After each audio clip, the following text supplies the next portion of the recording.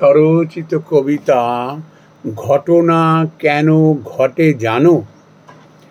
ঘটনা কেন ঘটে জানো?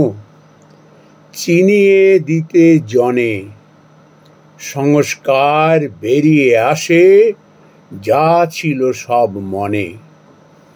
যতদিন চুপটি ছিলে পোশাক ছিল গায়ে, ভেবেছিলে দামি মানুষ ভদ্র দায়ে বায়ে।